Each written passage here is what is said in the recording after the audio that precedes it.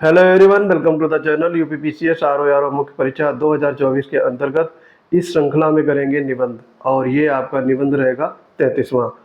और इसका टाइटल है प्रधानमंत्री किसान सम्मान निधि योजना। ये पेड कोर्स में करवाया गया था। तो वीरेंद्र प्रताप हैं बाराबंकी के, इन्होंने पेड कोर्स ज्वाइन किया है और इन्होंने लिख करके भेजा है। तो जिन लोगों के ऐसे सबसे अच्छे होते हैं, चुनिंदा होते हैं, उनको मैं चैनल पर अपलोड करता हूँ। आप भी अगर पेड कोर्स ज्वाइन करना चाहते हैं तो सचिवालय 1.0 बैच से जुड़ जाएंगे। इसके लिए आपको यूपीपीएससी मेकर टेलीग्राम चैनल से जुड़ना होगा। वहां से आपको पेमेंट का लिंक दिया जाएगा और पेमेंट करने के बाद आपको सीधे पेड कोर्स में जोड़ दिया जाएगा। तो बढ़ते हैं अपने वीडियो की तरफ। सबसे पहले इन्होंने देखो ये चंद लाइनों से स्टार्ट किया है। न महलों की बुलंदी से, न लफ्जों के नगीने से, तमहुन में निखार आता है धीसू के पसीने से। ठीक है, तो ये आदम गोडवी की उक्त पंक्तियों में ग्राम देवता तथा कृषि के महत्व को बताया गया है। ये इंट्रोडक्टरी पार्ट काफ़ी अट्रैक्टिव है क्योंकि उन्होंने आदम गोडवी की लाइनें शामिल की हैं। भारत एक कृषि प्रधान देश है, ओबियस है, ये सबको पता होगा।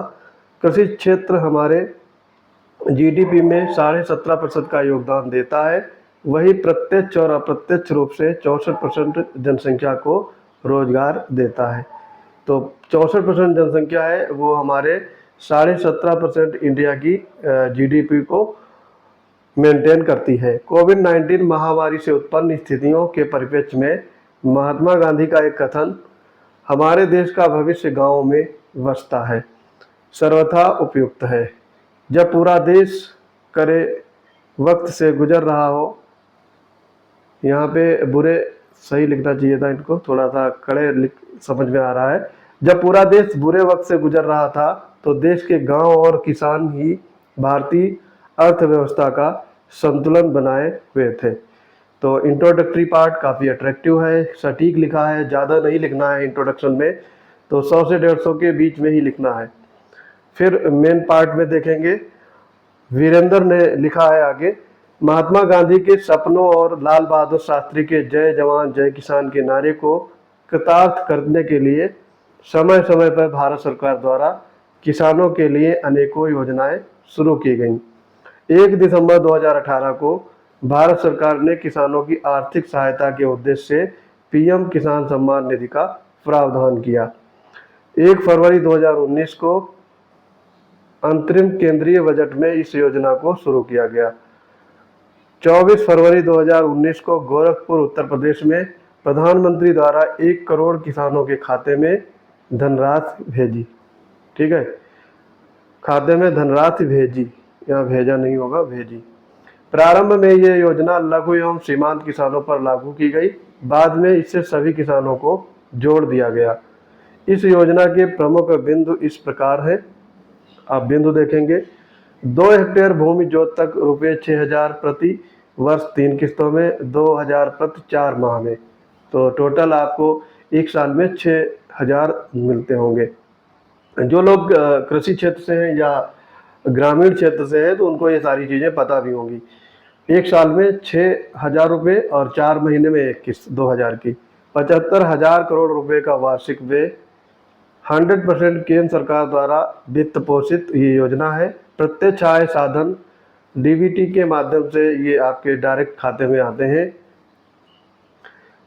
नेक्स्ट पैराग्राफ में मुख्य विषय में ही देखेंगे, पीएम किसान सम्मान योजना में पंजीकरण कराकर बिना किसी बिचौलिए के योजना का लाभ प्राप्त कर सकते हैं। हालांकि 500 रुपये प्रतिमाह की सहायता किसानों के लिए न तो पर्याप्त है और न ही अधिक है। ठीक है, फिर भी यह किसानों की दशा सुधारने में कुछ हद तक लाभकारी है। इस सहायता से कृषक अपनी छोटी मोटी जरूरतें और बीज खरीद सकते हैं। कृषि का बढ़ता संकट अत्यधिक दुखदायी है। सरकार द्वारा किसानों की योजनाओं का क्रियान्वयन धरातल पर नहीं हो रहा है, अपितु केवल कागजों पर ही सिमट कर रह गया है। इस परिस्थिति पर मशहूर कवि आदम गोडवी जी की एक और कृति द्रष्टव्य है। तुम्हारी फाइलों में गांव का मौसम गुलाबी है, तुम्हारी फाइलों में गांव का मौसम गुलाबी है, मगर में आंकड़े झूठे हैं ये दावा किताबी है। मगर ये आंकड़े झूठे हैं, ये दावा किताबी है। पीएम किसान सम्मान योजना का क्रियान्वयन एक निगरानी तंत्र करता है, जिसमें कृषि, सहकारिता और किसान कल्याण विभाग, भूमि संसाधन, सूचना और प्रौद्योगिकी मंत्रालय शामिल है।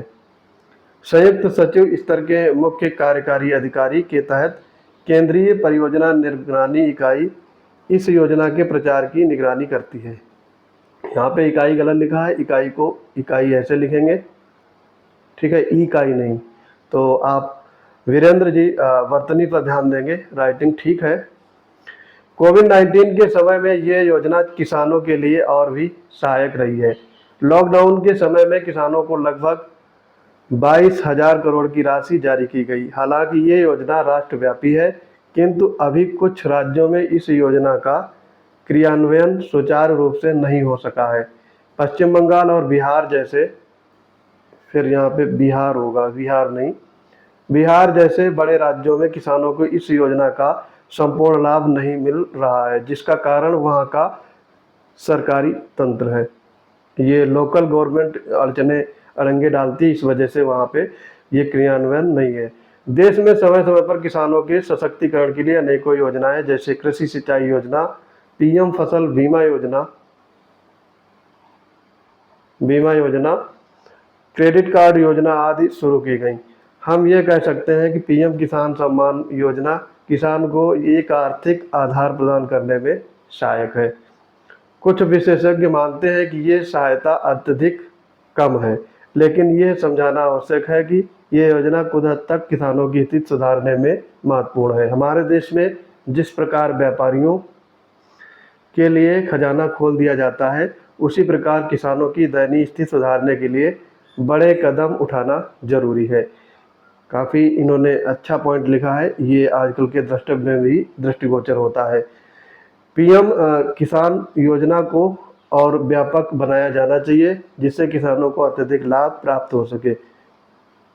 क्योंकि किसी ने कहा है, किसान है अन्नदाता, किसान है भाग्य विधाता, ठीक है।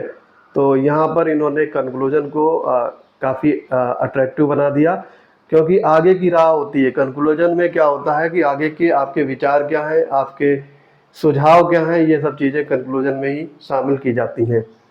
तो काफ़ी अट्रैक्टिव है। कुछ यहाँ पे इन्होंने 3-4 वर्तनी अशुद्धि की हैं, तो इनको मेरे हिसाब से 32 आउट ऑफ 40 मार्क्स मिलने चाहिए, ठीक है। अगर इनकी अशुद्धियाँ नहीं होती तो 35 तक जा सकते थे। बाकी ऐसे इन्होंने बहुत सटीक लिखा है, मुझे अच्छा लगा, इसलिए मैंने चैनल पर डाला। जिन लोगों का ऐसे सबसे अच्छा होते हैं, या फिर कोई भी जो ड्राफ्टिंग का भी, तो वो चैनल पर अपलोड किए जाते हैं। आप भी अगर चाहते हैं कि आपकी कॉपी को मूल्यांकन हो, आप अपने विचार रखें, अपने लिखें, तो हमारे पेड कोर्स से जुड़िए, वहाँ पे ये सारी सुविधाएं उपलब्ध रहेंगी।